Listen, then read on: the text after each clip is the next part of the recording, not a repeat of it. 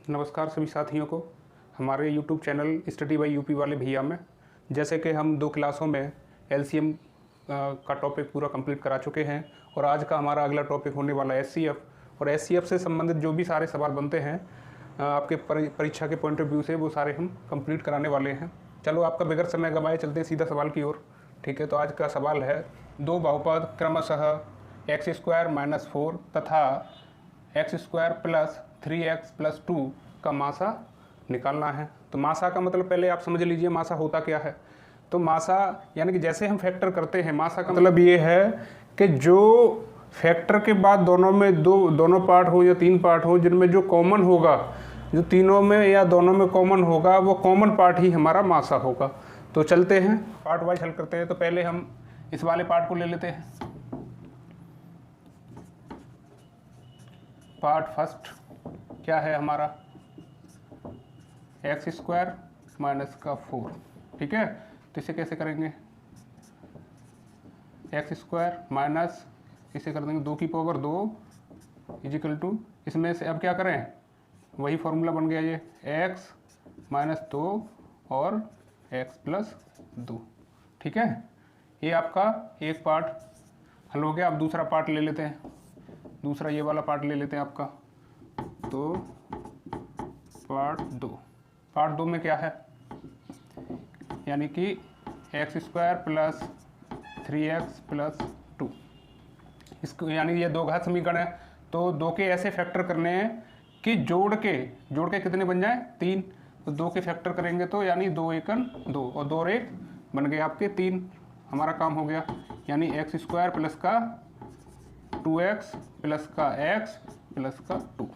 इसमें से क्या करें, इस जोड़े में से x कॉमन ले लेंगे तो x + 2 और इसमें से प्लस का 1 कॉमन तो x + 2। अब क्या करना है, एक कोष्ठक में x + 1 और दूसरे कोष्ठक में x + 2।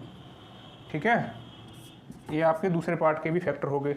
अब क्या करना है कि इनमें से मासा क्या है, मासा का मतलब जो दोनों में कॉमन हो, दोनों में मिल रहा हो, वही मासा होगा। तो दोनों में क्या है, तो देखो इसमें आपका इसमें ये मिल रहा है और इसमें ये मिल रहा है, बाद बाकी अलग है। तो मासा का मतलब जो मिल रहा है केवल वही। तो मिल कौन सा रहा है, तो मासा बराबर, मासा क्या हो जाएगा आपका, यानी कि x + का 2। ये आपका आंसर हो जाएगा। तो आपका मासा हो जाएगा x + 2। ठीक है, अच्छी तरह से समझ में आया होगा।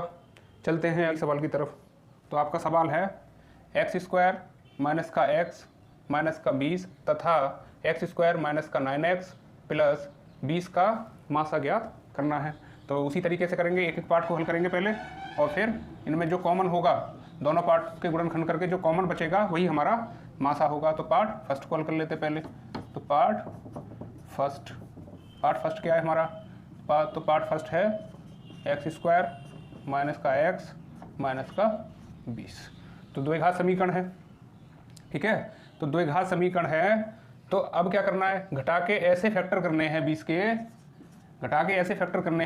के माइनस, यानी कि x बच जाए, यानी कि 1 बच जाए।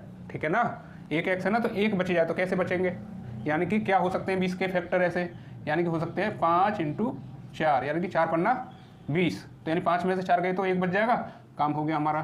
तो यानी कि x² - का 5x + का 4x - का 20।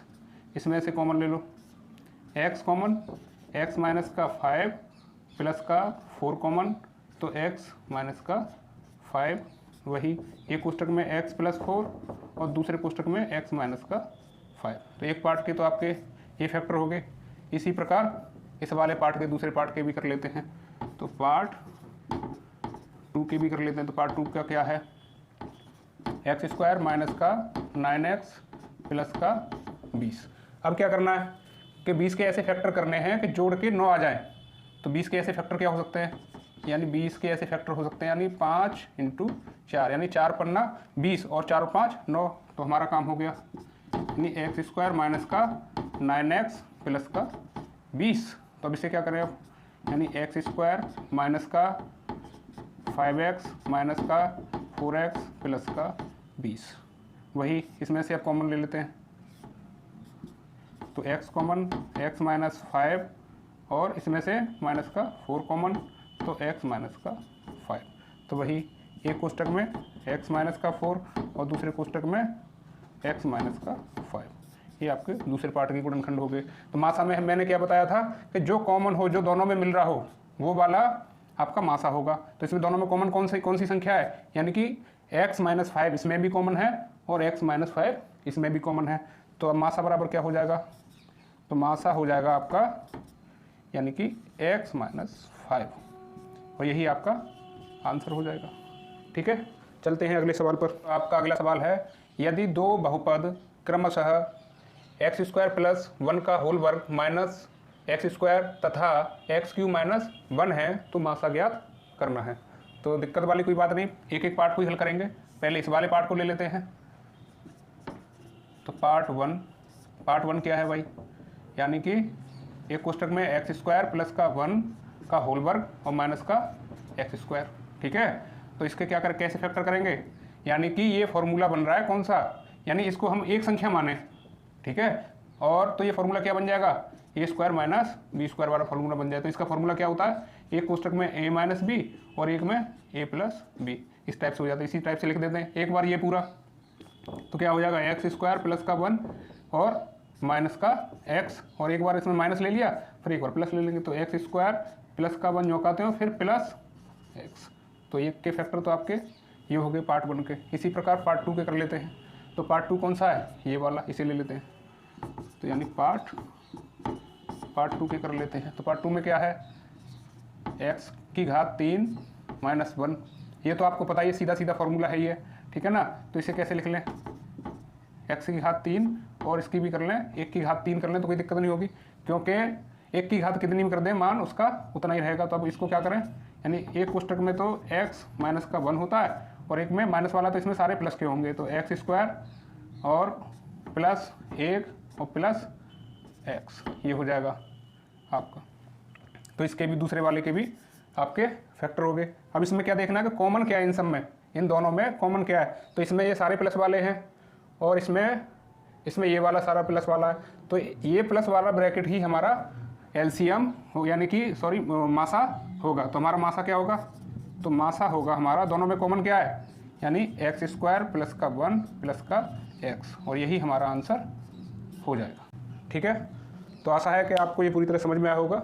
चलते हैं अगले सवाल पर है, यानी व्यंजकों कोष्टक में x की घात 3 प्लस 27 कॉमा कोष्टक में एक्स स्क्वायर माइनस का 9 तथा कोष्टक में 2x square plus 5x minus का 3, यानी कि 3 व्यंजक दे रखे हैं। एक व्यंजक ये है, एक व्यंजक ये है और एक व्यंजक ये है। तो 3 व्यंजक दे रखे हैं, तो 3 व्यंजकों के अलग अलग फैक्टर कर लेंगे पहले, और फिर क्या करेंगे, उनमें से जो भी कॉमन होगा वही हमारा मासा होगा। चलो 1 बाई 1 फैक्टर कर लेते हैं। तो पहले इस वाले पार्ट के फैक्टर कर लेते हैं।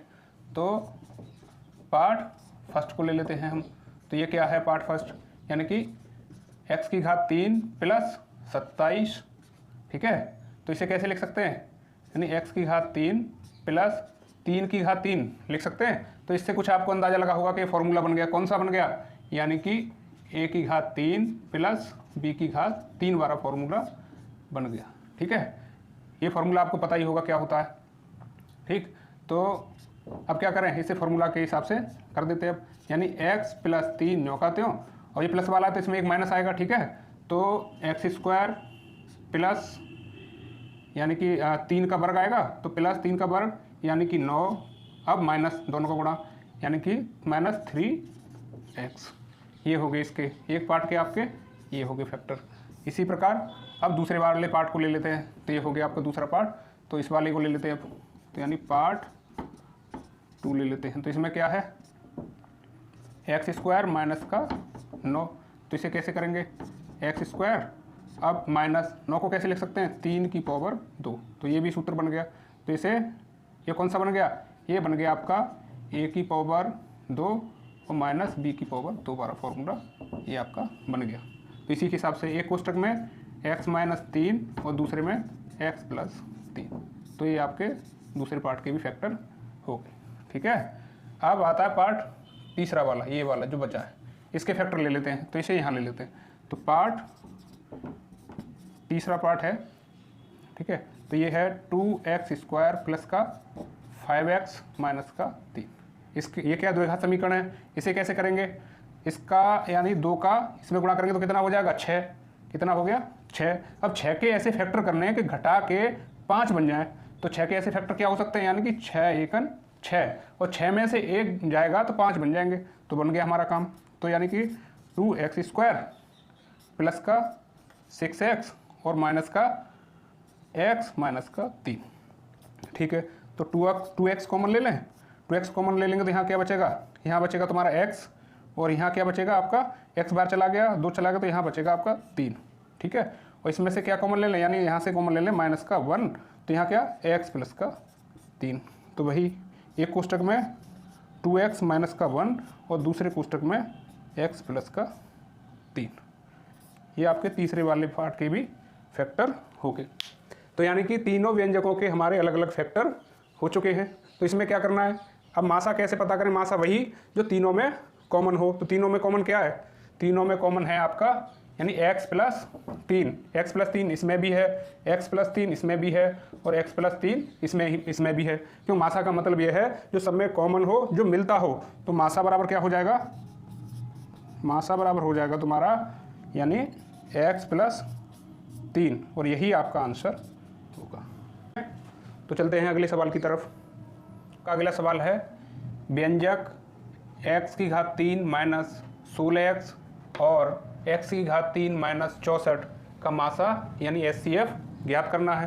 तो HCF वही जैसे करते आ रहे हैं पार्ट वाइज, पहले इस वाले पार्ट को हल कर लेंगे और फिर इस वाले को हल कर लेंगे।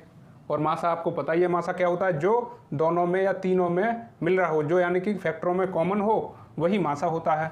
तो पार्ट पहले को हल कर लेते। तो पार्ट फर्स्ट क्या है आपका x³ माइनस 16x। अब इसको कैसे करें, यानी x कॉमन ले लें इसमें से, तो यहाँ बच जाएगा x² और माइनस का 16, ठीक है। तो x न्योकाते हो इसमें, इसे करते हैं अब यानी x² और इसे क्या करते हैं 16 को, इसको लिख देते हैं 4 का वर्ग। तो अब ये यहाँ फॉर्मूला बन गया किसका, यानी a² माइनस b² वाला, ठीक है। आपको ये पता ही है, अब तो रट ही गया होगा। तो x न्योकाते हो और वही एक कोष्टक में x माइनस का 4 और दूसरे में x प्लस का 4। तो एक पार्ट के फैक्टर आपके ये हो गए। अब चलते हैं अगले पार्ट को देखते हैं। तो अगला पार्ट ये है आपका। तो पार्ट सेकंड में क्या है, x³ माइनस का 64। इसको क्या करें अब इसमें, यानी x³ न्योकाते हो और इसके क्या करें, इसको भी 3 की घात के रूप में बना लें। तो ये क्या हो जाएगा, यानी कि 4³ यानी कि 4 को हम 3 बार करेंगे तो 4 चौक 16 चौका 64 बन जाएगा। तो अब ये फॉर्मूला बन गया, कौन सा फॉर्मूला बन गया, ये फॉर्मूला बन गया आपका a³ माइनस b³ वाला, जो कि आपको अब रट गया होगा, ठीक है। तो फॉर्मूले के हिसाब से तो एक कोष्टक में x माइनस का 4 और दूसरे कोष्टक में क्या होगा, चूँकि माइनस वाला है तो सभी प्लस के होंगे। तो यानी x² प्लस इसका वर्ग 4 का वर्ग, तो 4 चौक 16 प्लस और इनका गुणा यानी कि 4x, ठीक है। तो ये आपके सेकंड पार्ट के भी फैक्टर हो गए। अब ये देख लो कि इन सब में कॉमन क्या है, मिल क्या रहा है। तो इन दोनों में कॉमन क्या है, इसमें तो ये वाला कॉमन है और इसमें ये वाला कॉमन है। जो कॉमन है, जो मिल रहा है, वही तो हमारा मासा होता है। तो बस मासा हो जाएगा हमारा x माइनस का 4 और यही आपका आंसर हो जाएगा, ठीक है। तो आज के लिए बस इतना ही। आशा करते हैं कि आज की क्लास आपके खूब समझ में आई होगी और मिलते हैं इसके नेक्स्ट टॉपिक, जिसमें आपको पढ़ाया जाएगा मासा और लासा में संबंध। थैंक्स फॉर वॉचिंग, धन्यवाद।